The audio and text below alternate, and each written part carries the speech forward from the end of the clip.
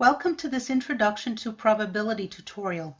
In business and life in general, we oftentimes base our decisions on an evaluation of uncertainties. For example, should we take an umbrella would be based on the chance of rain. If we raise our prices, what is the likelihood it will decrease our sales? If we buy a stock, what is the chance that its value will increase? Probability is a numerical measure of the likelihood that an event will occur. Probability values are always assigned on a scale of 0 to 1. A probability of 0 means that there is absolutely no chance the event will occur, and a probability of 1 means that there is a 100% chance of something occurring. A probability of 0.5, which is halfway between 0 and 1, means the likelihood of something happening is 50-50, meaning there's an equal chance of it happening or not happening. So we can say that the occurrence of an event is just as likely to occur as it is unlikely. As we move from 0 to 1, the likelihood of an event occurring increases. So if the weatherman says there is a 0 or near 0 probability of rain, then that means there's almost no chance or no chance of rain. But if the probability of rain is 0.9, then it is more likely to rain than not. In fact, it will probably rain. If the chance of rain is 0.5, then it means it is just as likely to rain as it is not to rain.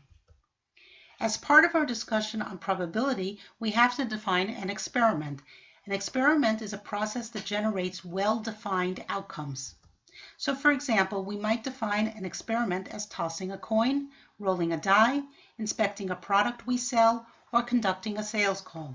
Each of these experiments would produce an outcome. For example, tossing a coin would produce 2 possible outcomes, a head or a tail.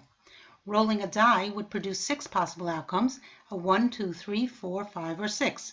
Inspecting a product might have 2 possible outcomes, it is defective or not defective. And conducting a sales call would have also 2 possible outcomes, sale or no sale. By specifying all the possible outcomes, we identify the sample space for an experiment. The sample space for an experiment is the set of all experimental outcomes. A sample point is an element of the sample space. So for example, if we consider an experiment where we toss a coin, the coin can either land on heads or tails. So we let S denote the sample space, and we use the following notation to describe it. Heads and tails, the 2 possible outcomes, are listed within the brackets. We can do the same for the sample space for rolling a die or for conducting a sales call. In order to calculate the probabilities associated with experimental outcomes, we need to learn some counting rules. The first counting rule applies to multiple-step experiments.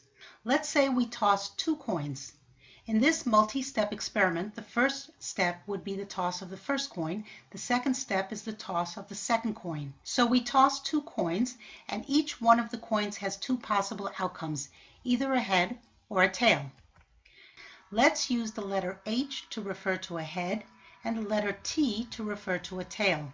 If we think about this scenario, tossing 2 coins, we can see there are 4 possible outcomes. We can either toss a head on the first coin and another head on the second coin, that is 1 possible outcome, or we could toss a head and then a tail, that would be the second possible outcome, or we can toss a tail and then a head, that would be the third possible outcome, and finally we could toss a tail and then another tail, TT, and that would be the 4th possible outcome. So the sample space for this multi-step experiment has 4 possible experimental outcomes.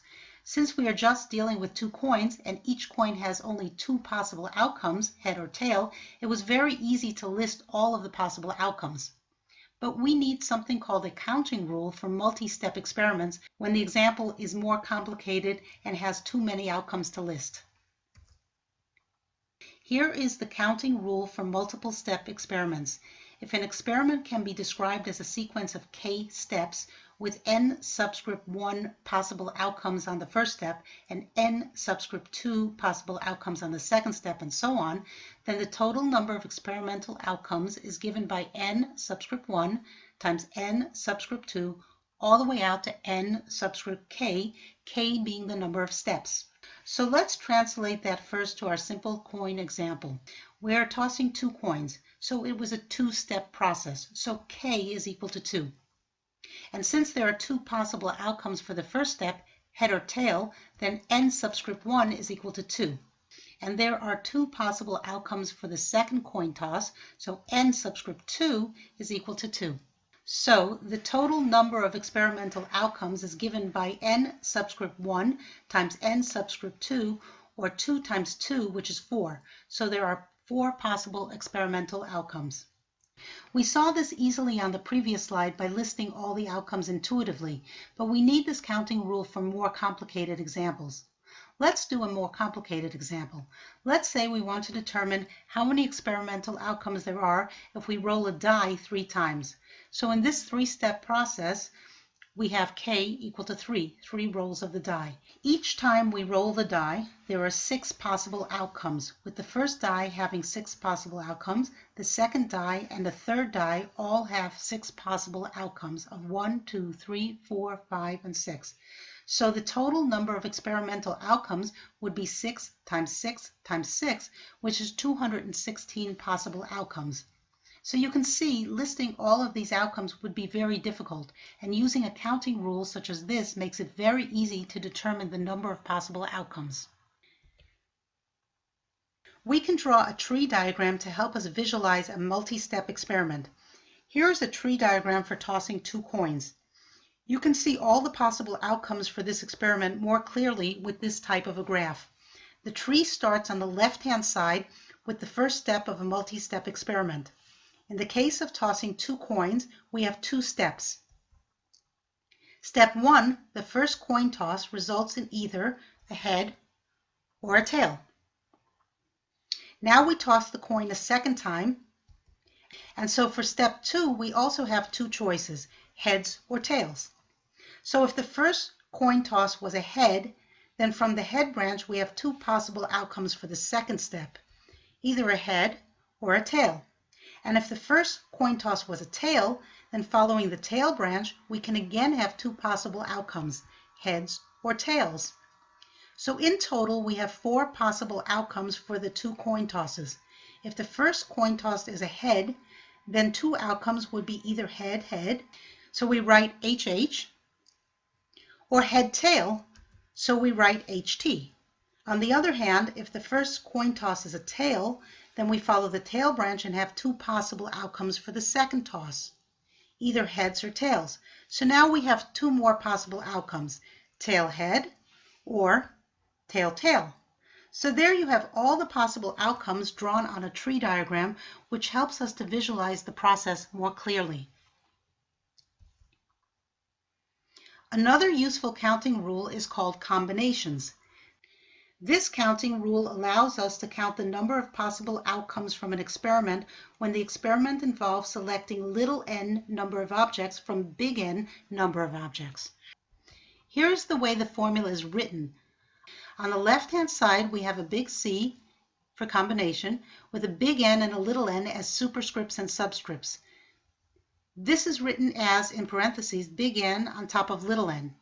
And then the formula begins. Big N factorial for the numerator, and that's divided by little n factorial times big N minus little n factorial in parentheses. Do you remember what a factorial is?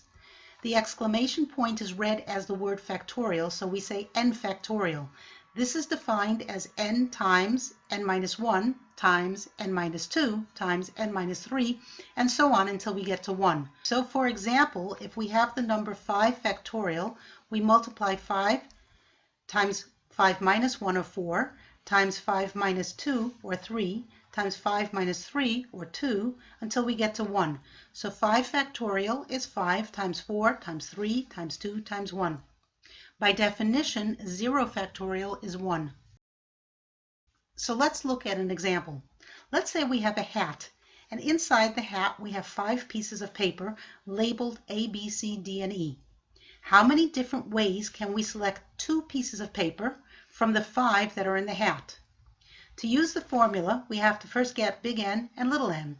So big N is 5, the total number of items in the population, and we have 5 pieces of paper. And little n, the sample size we are taking, is 2, because we are taking 2 pieces of paper from the hat. So using the combination formula, we get The combination of taking 2 out of 5 is 5 factorial over 2 factorial times 5 minus 2 factorial. So the numerator is 5 times 4 times 3 times 2 times 1. And the denominator is 2 times 1, which is 2 factorial. And then 5 minus 2 is 3 factorial, so it's 3 times 2 times 1. And that is equal to 120 divided by 12. And that is equal to 10. So we have 10 possible combinations of taking 2 pieces of paper out of a total of 5 pieces of paper. If you think about it, you can probably figure out those 10 combinations. They would be A with B, A with C, A with D, A with E, then B with C, B with D, B with E, and then C with D and C with E, and finally D with E. But rather than think about all the possible ways we can take 2 pieces of paper out of a hat containing 5 pieces, we can simply use the combination formula. Now let's suppose the order we take the pieces of paper out of the hat is important. So it's not just about whether we take out A and B, it's which we took out first. So an outcome of first A and then B is not the same as an outcome of B and then A. The counting rule for this scenario, where the order is important, is called a permutation. And the formula looks like this. We use the letter P instead of C to denote permutation. The numerator is big N factorial divided by big N minus little n in parentheses factorial. So for our example with 5 pieces of paper, if we want to know how many possible outcomes there are of taking 2 pieces of paper out of the 5, but we care about the order in which these papers are selected, do you think there are more possibilities or less possibilities if we don't care about the order? Think about it. Remember what I said. With the combination formula, you don't care about the order, so you take 2 out of 5 pieces of paper from the hat. With permutations, the first piece of paper and the second piece of paper is different than the second piece of paper and the first piece of paper. Even if they're the same pieces of paper, we count them differently. So what would you expect with the permutation formula? Well, we put 5 factorial in the numerator because that's big N, right? And divided by big N minus little n, so 5 minus 2 is 3. So that is 5 factorial over 3 factorial. And we get 5 times 4 times 3 times 2 times 1, which is 120 over 3 times 2 times 1 over 6. And 120 divided by 6 is 20. So we have 20 possible outcomes when we care about the order. Since A then B is not the same as B then A, then the possibilities increase. There are 2 possibilities for every 1 possibility in the other example. Now that we understand how to determine how many outcomes are possible, we have to learn how to assign probabilities to each of these outcomes. In statistics, we have 3 different approaches to assigning probabilities. The first approach is called the classical method. It is also known as a priori classical probability. The probability is based on prior knowledge. So for example, we all know that a coin has 2 sides, heads and tails. So assuming it's a fair coin, we can assign probabilities because we have prior knowledge about the process. And we would say there's a 50% chance of a head and a 50% chance of a tail. We can do this with a deck of cards as well. What is the probability of picking an ace from a deck of 52 cards? Well, we have prior knowledge that there are 4 aces in a deck, so the probability is 4 out of 52. If you use a calculator, you'll get something like 7.69% chance of picking an ace out of a deck of cards. A second approach to probability is called the relative frequency method, or the empirical method, because it uses observed data or empirical data to determine probabilities, not a prior knowledge of the process. So let's say I observe from the past that 5% of parts inspected at a factory are defective. Then the probability of randomly selecting a part being defective is 5%. This is a probability that is assigned based on past observations. And then the third method of assigning probabilities is called the subjective method, where based on past experience, personal opinion, or intuition, we determine the probability of something happening. An executive might decide that a new product has a 70% chance of success. That's his opinion. Someone else might believe that it only has a 20% chance of succeeding. The basic requirements for assigning probabilities are that the probability of an experimental outcome I, denoted by P parentheses E subscript I, is between 0 and 1 for all E subscript I's. And when we add up all the probabilities for all the possible outcomes, it must equal 1. So let's say the probability of rolling a 1 on a die is 1 out of 6. Then the first basic requirement is satisfied. The probability is 1/6, which is somewhere between 0 and 1. Let's see if it satisfies the second requirement, that is that the probabilities of all the possible outcomes have to add up to 1. The probability of rolling a 1 is 1/6, and the probability of rolling a 2 is 1/6, and the probability of rolling a 3 is 1/6, and the probability of rolling a 4, 5, or 6 is also 1/6. So when we add up 1/6 plus 1/6 plus 1/6 6 times, we get 6/6, which is equal to 1. Now we all seem to know that the probability of a head is 50-50, and we all seem to understand the probability of rolling a 3 or a 1 or whatever on a die is 1 out of 6. But this is the formula for calculating the probability of something occurring. The probability of an occurrence is x over t, where x is the number of ways an event occurs, and t is the total number of possible outcomes. So back to our example of picking an ace out of a deck of cards. X is 4, there are 4 possible aces, 2 reds and 2 blacks, and t is 52. There are 52 possible cards, or outcomes. So the probability of an ace is 4 out of 52. Let's review some of the terminology and concepts that are used in probability. First, let's define the term event. An event is defined as each possible outcome of a variable. A simple event is described by a single characteristic. So for example, rolling a die can result in 6 possible outcomes, and these are simple events. A joint event is an event that has 2 or more characteristics. An example of a joint event would be tossing 2 coins and getting 2 heads, or picking a red ace, and so you have a card that is both red and an ace. That would be a joint event. And finally, we have something called the complement of an event. The complement of an event, say event A, includes all events that are not a part of A. The symbol for the complement of A is A prime, the letter A with a prime symbol that sort of looks like an apostrophe. So if event A is defined as a red card, then all cards that are not red would be A prime, or all black cards, assuming this is a standard deck of cards with red and black cards. Let's talk a little more about the complement of an event. Here is a diagram called a Venn diagram, which helps us to visualize this concept. Let's say that the blue circle is event A, then everything else around the circle contained in the red rectangle would be A prime, or the complement of A. And finally, the sample space S is defined as everything contained in the rectangle, both A and A prime. Since the sample space contains all the possible outcomes, both A and A prime, then the probability of A plus the probability of A prime must equal 100% or 1. And from this, we can compute the probability of A using its complement.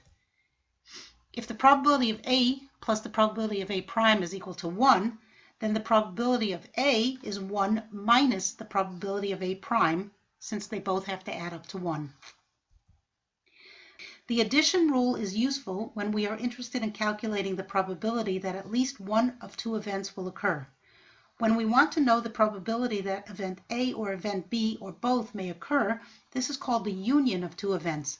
The way we write union is with something that looks like a U, so it's read the probability of A union B. This Venn diagram helps us to visualize the union of 2 events. The 2 blue circles represent the union of both A and B. The overlapping portion of the 2 samples in the middle is called the intersection of A and B. The intersection of 2 events is denoted by an upside down U. So while the union represents A or B or both, the intersection is A and B. So for union, we say A or B, and for intersection, we say A and B. The overlapping piece in the middle of the 2 circles, here is the intersection of A and B. So that brings us to something called the addition law, which gives us a way to compute the probability that event A or event B or both will occur. In other words, it helps us to compute the probability of the union of two events. The formula for the addition rule is shown in the red box. The probability of A union B is equal to the probability of A plus the probability of B minus the intersection of A and B. We can visualize this formula as follows. The union of A and B is equal to event A or circle A, shown by this circle, plus circle B, minus the intersection or the overlapping piece of the two circles. Why do we subtract out the intersection? Why don't we just add A plus B? Well, if you think about it, when we add circle A and circle B, we are double counting the overlapping piece. We are counting it twice, once as a part of circle A and once as a part of circle B. So we have to subtract it out one time, and that is why the formula is A plus B minus the intersection. Let's take a look at an example using a contingency table. Here we have a sample of 50 people who were asked if they ordered a vegetarian meal or not. It was also noted whether they were male or female. The results are shown in this contingency table. So let's say we want to determine the probability of ordering a vegetarian meal or the customer being a male. So that would be vegetarian or male or both. Let's use the notation of V for vegetarian and M for male. So using the addition rule, the probability of V union M is equal to the probability of V plus the probability of M minus the intersection of V and M. So what is the probability of vegetarian and male? Well, look at the contingency table and we see that 16 people order vegetarian out of a total of 50 people. So the probability of V or vegetarian is 16 over 50. And how many people were male? Well, that would be 26. So 26 out of 50 would be the probability of a male. Then we have to subtract out the intersection. So what is the intersection of V and M? There were 6 out of 50 people who were both male and ordered vegetarian. So the intersection would be 6 out of 50. Now we're ready to put these numbers into the formula to calculate the union of V and M. And that would be as follows. 16 over 50 plus 26 over 50 minus the intersection of the two, 6 out of 50, and that gives us 36 out of 50. So that's how we calculate the union of vegetarian and male. Remember, union means or, so that would be someone who ordered vegetarian or is a male or both. The addition rule we just used to calculate a joint probability, the probability of A plus the probability of B minus the intersection of A and B, has one variation to the formula, the case where the two events, A and B, are mutually exclusive.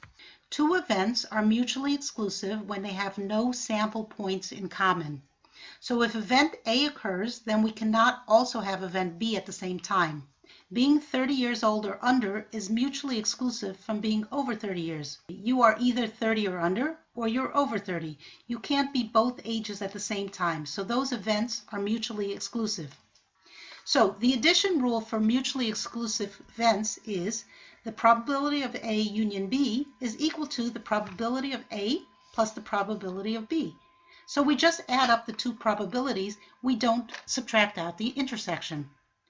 Why don't we subtract out the intersection? Because there is no intersection. With mutually exclusive events, there are no sample points in column, so A and B will never overlap. Here is a Venn diagram showing events A and events B when they are mutually exclusive. By definition, if an event is a part of A, it cannot be a part of B at the same time if they are mutually exclusive.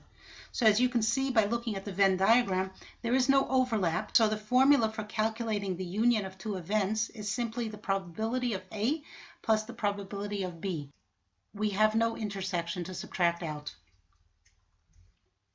Oftentimes, the probability of an event is influenced by whether a related event already occurred. If we are given information about a related event that already occurred, then a new probability using that information can be calculated. That new probability is called a conditional probability. Let's take a look at a cross-tabulation showing males and females and their dinner orders. Again, we have 50 customers, 26 males and 24 females, and we have 16 customers who ordered vegetarian meals and 34 customers that ordered something else. This table shows the distribution of males and females and their orders. Now let's say, for example, we know that a customer is male. Does that change the probability that the customer ordered a vegetarian dish? If it does, then being male is related to the entree that the customer orders. The notation for conditional probability is written as follows. P, then in parentheses A with a vertical line, and then B. The way this is read is the probability of A given B. The vertical line is read as the word given. So it is the probability of A given B. So if we let V stand for vegetarian and V prime stand for other orders, and M is for male and F is for female, then the conditional probability of a vegetarian order, given we know the customer is a male, would be written as P parentheses V vertical line M end parentheses, but it is read as the probability of V given M. The given information is always written after the vertical line, so it is always the probability of event A given event B. Here we are told the customer is male, so that's the given information, M for male, so we write the conditional probability V given M male. Before we calculate a conditional probability, let's review the calculations for something we have already learned, the intersection of two events. Remember, the intersection of two events, when two events happen together, is the overlapping area in the Venn diagram. How would we calculate the intersection of male and vegetarian? Well, if you look at the cross-tabulation of orders by gender, you will see that the intersection of vegetarian orders and males is 6 out of a total of 50. So the probability of male intersection vegetarian is 6 divided by 50, which is 0.12. How would we calculate the intersection of male and not vegetarian? That would be the probability of M and V prime, and looking at the table we can see that is 20 divided by 50, which is 0.4. These probabilities are called joint probabilities since they give us the intersection of two events. We can also look at the margins of the table to get the probability of each of the events separately. Remember, we call those simple events. For example, we can take the probability of a customer being a male. We can do that by looking at the margin and seeing that there are 26 out of 50 customers who are male. So 26 divided by 50 would give us 0.52. And the probability of a vegetarian order is 16 divided by 50, and that would be 0.32. We get these probabilities by looking at the margins of the table, so these are called marginal probabilities. We can also get the marginal probabilities by summing the joint probabilities. So for example, the marginal probability of a male is the joint probability of males ordering vegetarian and male not ordering vegetarian. So the probability of a male is 6 divided by 50, the intersection of male and vegetarian, plus 20 divided by 50, the intersection of male and non-vegetarian. So these two joint probabilities, the intersections of the two events, add up to the simple probability of a male. 0.12 plus 0.4 is equal to 0.52. And we saw before that 26 divided by 50 is 0.52. Now we are ready to learn how to calculate conditional probabilities. Remember, we wanted to know what the probability of a customer ordering a vegetarian dish is if we know the customer is male. We can calculate this easily if we have a cross-tabulation table. We isolate the column with just the males, so there are 26 males, and then we look at how many of those males ordered vegetarian, and that's 6. So we can simply divide 6 by 26 and we get the probability of a vegetarian given that they are male. So we see that the conditional probability of V given M is the joint probability of M intersection V divided by the probability of M male. The formula for this is given as follows. You can see the numerator is the intersection of A and B, and the denominator is the marginal probability of B. So the formula is written as the probability of A given B is equal to the probability of A intersection B over the probability of B. The formula is always divided by the given event. So in this case, if B is given, that would be in the denominator. We can also write the formula to find the probability of B given A instead of A given B. It all depends on what given information we have. Let's put some numbers in this formula and calculate first the same probability we did before using the table and our reasoning skills, and now let's do it using the formula. So using the formula to calculate the probability of ordering vegetarian given that the customer is male, we write P, parentheses V, vertical line M, and that is read as the probability of a vegetarian given a male. And that is equal to the probability of vegetarian intersection male divided by M, male. And that is 0.12 over 0.52, which is 0.23. Now, what if we wanted to calculate the probability of a vegetarian given that the customer is a female? Well, that would be written as the probability of a vegetarian given a female is equal to the probability of a vegetarian intersection female divided by the probability of a female. So that would be 10 out of 50 for the numerator, the intersection of vegetarian and female, divided by 24 out of 50 for the denominator, the number of females out of the total, which is 0.2 over 0.48, which is 0.4167. You can see that if we know the customer is male, the probability of ordering vegetarian is 0.23. But if we know the customer is female, the probability of a vegetarian order nearly doubles to 0.4167. So knowing that the customer is male or female changes the effect or changes the probability of what they order. Or to put it another way, females in this case are more likely to order vegetarian entrees than males. That makes the two events, dish ordered and gendered, dependent events. What if knowing the probability of event B has no effect at all on the outcome of A? When knowing some information about event B has no effect on the probability of A, then the two events are considered independent events. Written formally, two events A and B are independent if the probability of A given B is equal to or the same as the probability of just A. So for example, what is the probability of picking an ace from a deck of cards given that the card is black? Well, there are 26 black cards and 2 black aces. So if we know a card is black, then there are 2 out of 26 chances of the card being an ace. Well, let's say we don't know if the card is black. Then what is the probability of an ace? Well, the probability of an ace is 4 out of 52. Since there are 4 aces out of a full deck of 52 cards, both colors, so the probability is 4 out of 52, which is 2 out of 26. So the probability of an ace given that it is black is the same as just the probability of an ace. Therefore, the two events are independent events.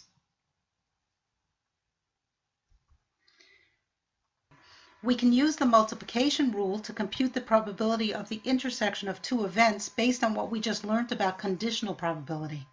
Here is the formula for the multiplication rule. If you look back at your notes on the formula for conditional probabilities, you will see that this formula is derived from that one. Just here we're solving for the intersection of two events, and we use the conditional probabilities to solve for it. And in the other case, we were solving for the conditional probability and we used the intersection to solve for it. Algebraically, the two formulas are the same. So let's see how we would use this formula. What is the probability that a customer is both male and orders vegetarian? Okay, so the probability of a male is 26 out of 50. And the probability of vegetarian given male is 0.12 divided by 0.52, which is 0.23.